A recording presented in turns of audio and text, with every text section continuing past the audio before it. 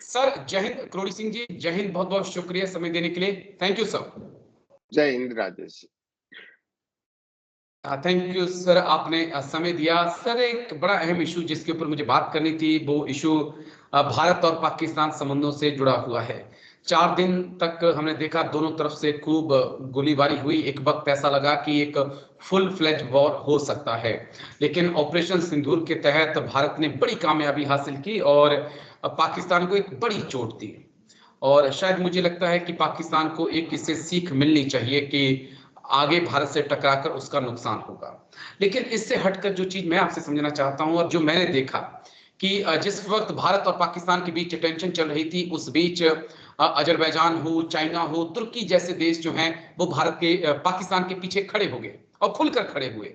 लेकिन दूसरी तरफ हम अगर भारत की स्थिति देखें तो ना यहाँ पे अमेरिका था, ना रूस था, ना ही क्वेड का कोई देश था जिसने खुलकर पाकिस्तान के खिलाफ कुछ बोला हो। तो ये क्या संकेत है सर? कहां हमसे चूक हो रही है? कहां हमारी विदेश नीति चूक कर गई सर? देखिए राजेश जी, पहली बात तो आपने 3 देशों का नाम लिया जो पाकिस्तान के साथ जी खुलकर खड़े हुए, लेकिन तीनों का ही खुलकर खड़े होने का स्तर अलग अलग था, एक स्तर पे नहीं थे। टर्की जिस जी तरीके से था उस तरीके से अजरबैजान नहीं था, और टर्की और अजरबैजान थे उस लेवल पे चाइना नहीं था। चाइना जी ये भी प्रयास कर रहा था कि भारत और पाकिस्तान बातचीत करें। चाइना ने जब लास्ट डे एक अंडरस्टैंडिंग डेवलप हुई तो भारत के नेशनल सिक्योरिटी एडवाइजर से भी बात की, चाइना के विदेश मंत्री ने, और जी पाकिस्तान के विदेश मंत्री ने बात की। अब दूसरा सवाल है कि भारत के साथ क्यों खड़े नहीं हुए। तो हमें अपनी कूटनीति को लेके कहीं न कहीं मंथन करना चाहिए, क्योंकि भारत की एक कूटनीति का पार्ट है स्ट्रेटेजिक ऑटोनॉमी, ओके सामरिक स्वायत्तता। और उसको जो दूसरे देश हैं वो ये मान के चलते हैं कि ये स्ट्रेटेजिक ऑटोनॉमी नहीं होके स्ट्रेटेजिक एम्बिग्यूटी है, स्ट्रेटेजिक जी अपॉर्चुनिज्म है। और ये परसेप्शन कुछ देशों में डेवलप हो गया है, और इसीलिए हमारे क्वेड के देश हैं, जैसे क्वेड में जब साउथ चाइना सी में मिलिट्री एक्सरसाइज की बात आई क्वेड के नाम से, तो 3 देशों ने की, भारत ने ज्वाइन नहीं किया। तो वहां सस्पिशन हो जाता है, और इसी सस्पिशन को लेके जब फाइव आइज का आया इंडियन इंडो पैसिफिक रीजन में, तो भारत को जी सम्मिलित नहीं किया। जब ओकस की बात आई, भारत को सम्मिलित नहीं किया। तो सैन्य दृष्टि से और सुरक्षा की दृष्टि से भारत को क्वेड के देश बहुत बड़ा अलाई नहीं मानते हैं, और भारत भी ये ओके चाहता था कि क्वेड है वो इकोनॉमिक, ट्रेड और इस एस्पेक्ट में ज्यादा कोऑपरेट करे, एक मिलिट्री अलायंस नहीं बने नाटो के लिए तरह। ठीक है। तो वहां भारत पे संदेह हो गया।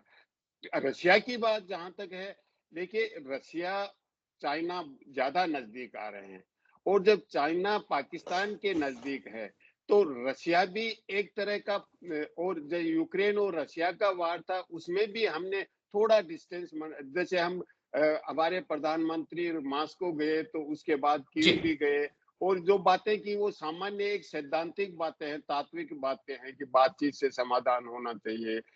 तो उस तरीके का हमने रशिया के दृष्टिकोण का समर्थन नहीं किया। फिर दूसरे जो जी संगठन है, एससीओ हैं, ब्रिक्स हैं, और वहां भी भारत इस तरह का प्रो रशिया कोई रोल नहीं प्ले करता है। तो रशिया भी, जब हम नहीं जी करेंगे तो दूसरा भी क्यों करेगा। अमेरिका के साथ भी हम स्ट्रेटेजिक पार्टनरशिप भी चाहते हैं, और एक रीजनेबल डिस्टेंस भी रखना चाहते हैं। तो हम किसी के साथ भी होल जी हार्टेड उस रूप में नहीं थे, तो हम नहीं थे तो दूसरा भी नहीं होगा। तो इस रूप में हमारी जो स्ट्रेटेजिक ऑटोनॉमी की पॉलिसी है उसको हमें रिकैलिब्रेट करना चाहिए। जो हमारे साथ खुल के खड़ा हो रहा है उसके साथ होना चाहिए। जैसे इजराइल हमारे साथ खुल के जी आ सकता है, लेकिन इजराइल भी कुछ समय के बाद एकदम से नहीं आया, बाद में आया, क्योंकि हम भी इजराइल से दूरी बनाना चाहते हैं। क्योंकि इजराइल, अगर हम नजदीक खुल के चले जाएंगे तो जो मुस्लिम कंट्री है वो मेजोरिटी है, 57 हमारे से अगेंस्ट में हो जाएगा।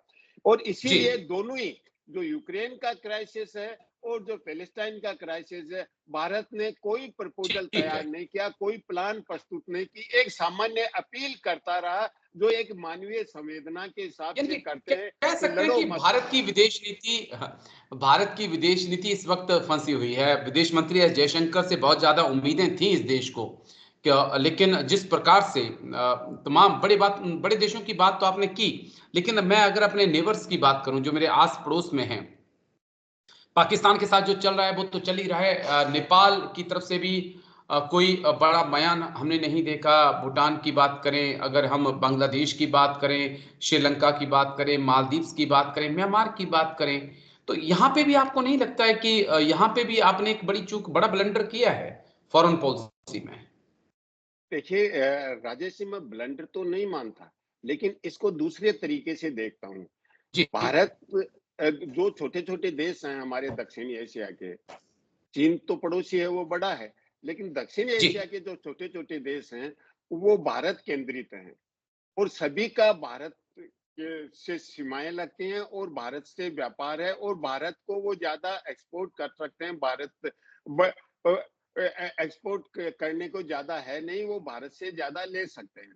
तो भारत जब भी कोई भूमिका निभाता है, किसी की ज़्यादा मदद करता है, ज़्यादा रुचि लेता है, तो वो ये मान के चलते हैं कि भारत हमारी राजनीति को प्रभावित कर रहा है, हमारे को प्रभावित करना चाहता है। एक संदेह की नज़र से देखते हैं।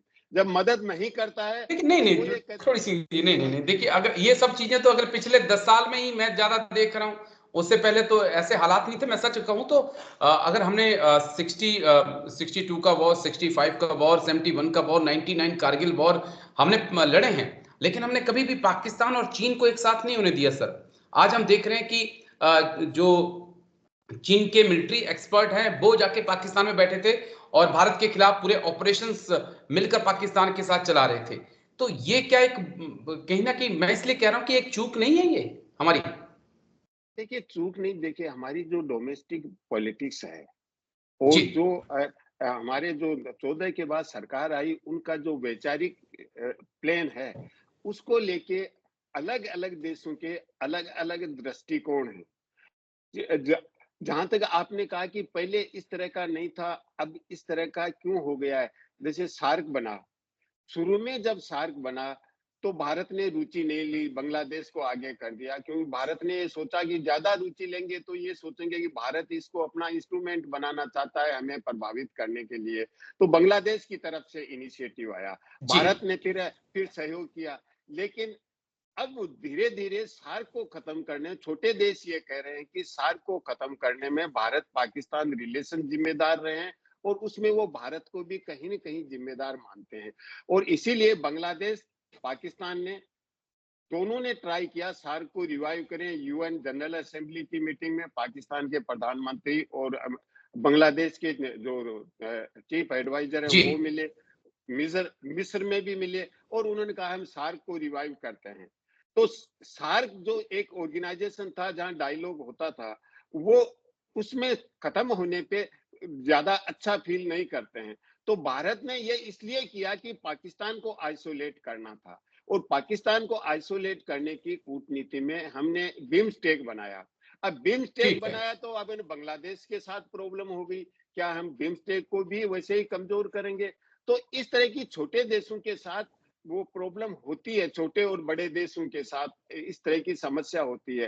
देखिए लेकिन मैं सार्क ने, बड़े देशों की भी बात कर लेता हूँ, चलिए, वो छोटे देशों के साथ ये प्रॉब्लम होती है, लेकिन जिस प्रकार से हमारे विदेश मंत्री एस जयशंकर ने कई यूरोपियन मंच से भी यूरोप के देशों को हड़काया, जिसे मैं देशी भाषा में कह रहा हूँ, सुनाया उनको कि जैसे कुछ उनके जो बातें मुझे बड़ी अच्छी भी लगती थी कि जो यूरोप की समस्या होती है वो पूरी दुनिया की समस्या होती है, लेकिन जो पूरी दुनिया की समस्या होती है वो यूरोप की समस्या नहीं होती है। क्या ये कुछ ऐसे बयान उनके एक किनारे नहीं ले गए यूरोप को, और भारत को एक साइडलाइन किया गया? देखिए हमारे जो विदेश मंत्री हैं वो बेसिकली एक सोचने वाले इंटेलेक्चुअल की तरह हैं, ब्यूरोक्रेट की तरह से हैं। एक पॉलिटिशियन होता है ना, जी बहुत मजा हुआ होता है पॉलिटिशियन, बहुत पॉलिश्ड होता है। उस तरह के पॉलिश नहीं है जितना पॉलिश्ड होना चाहिए। कूटनीतिक दृष्टि से तो ठीक है, लेकिन पॉलिटिशियन जितना पॉलिश्ड होता है उतना नहीं होता है। तो कभी-कभी वो रीज़नेबल बात कहते हैं, और इंटरनेशनल रिलेशन में हर जगह रीज़नेबल बात नहीं चलती है 100%। आप नेशनल इंटरेस्ट के अकॉर्डिंग उसको ट्विस्ट भी करते हैं और दूसरे का नेशनल इंटरेस्ट भी समझते हैं। अगर दूसरे का नेशन का इंटरेस्ट है तो उसमें आप थोड़े पॉलिश्ड हो जाते हैं। तो उस तरह के हमारे विदेश मंत्री नहीं हैं, और इसीलिए आज हमारे, देखिए, हम चाहते हैं कि हमारे रसिया से भी अच्छे हों, हम अमेरिका से भी स्ट्रेटेजिक पार्टनरशिप रखें, चाइना से भी एंगेज, सबसे एंगेज रहे, अच्छी चीज है। जी। लेकिन हर देश के साथ हमने स्ट्रेटेजिक पार्टनरशिप कर रखी है। कोई ऐसा देश नहीं है जिससे हमारी स्ट्रेटेजिक पार्टनरशिप नहीं है। इतना ये कैच वर्ड हो गया स्ट्रेटेजिक पार्टनरशिप का, आज हर देश के साथ है। तो ऐसी स्थिति में होल अटैक भी हमारे साथ। सर, उस पार्टनरशिप का क्या करेंगे आप, जब आपको मुसीबत के बाद कोई खड़ा ही नहीं हुआ आपके साथ? आप कितनी पार्टनरशिप कर लीजिए, जब आपको जरूरत हो तब आपके साथ कोई खड़ा ही ना हो, कोई पीछे से ये भी ना कहे आई नो कि लड़ना हम नहीं है, लड़ना हम नहीं है, लेकिन कोई पीछे से ये भी ना कहे कि हम आपके साथ हैं, तो स्ट्रेटेजिक पार्टनरशिप का क्या करना है सर? सर, इसीलिए राजेश जी मैंने कहा है कि हमारे को हमारी फॉरेन पॉलिसी को रिकैलिब्रेट करना है।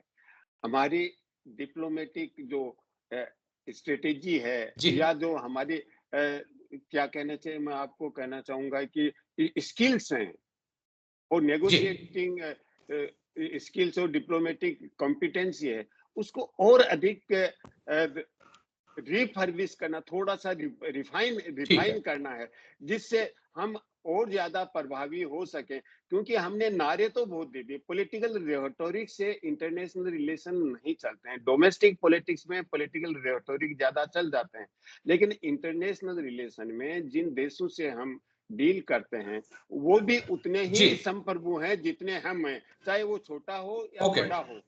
तो हमें, देखिए, मालदीव का मामला आया, मालदीव के साथ हमने जी। ये उनसे दूरियां भी बनाई। हमारे यहाँ जो लोग थे, सिटीजन्स ने उनके ये मूवमेंट भी चलाया कि हम मालदीव नहीं जाएंगे, और फिर अल्टीमेटली हमने मालदीव जी। की मदद भी की। तो ये सब माहौल बिगड़ने के बाद मदद करते हैं, तो वो अपने विश्वास के साथ हमारे पास नहीं आ सकता। ये समस्या होती है।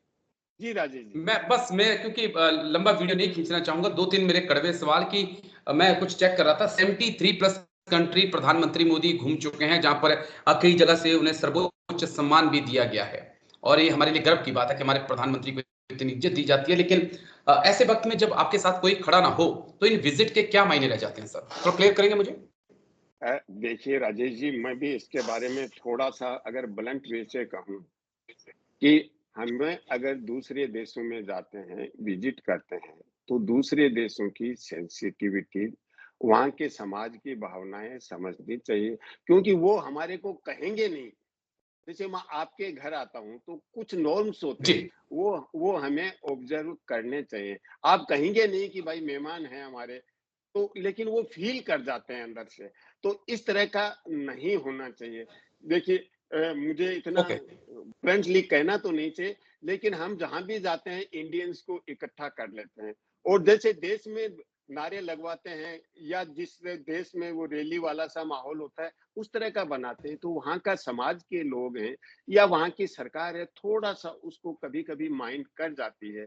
तो उस इस तरह का करते हैं, तो हमारा जो एक विश्वास जीतने की बात होती है ना, उसमें थोड़ा सा कहीं न कहीं एक गैप सा हो मुझे लगता जाता है। है कि ड्रामे की बजाय जो चीजें हैं उन पे काम किया जाए तो शायद वो देश के लिए ज्यादा अच्छा होगा। बस एक आखिरी सवाल, जिसका एक छोटा सा जवाब मैं चाहूंगा आपसे।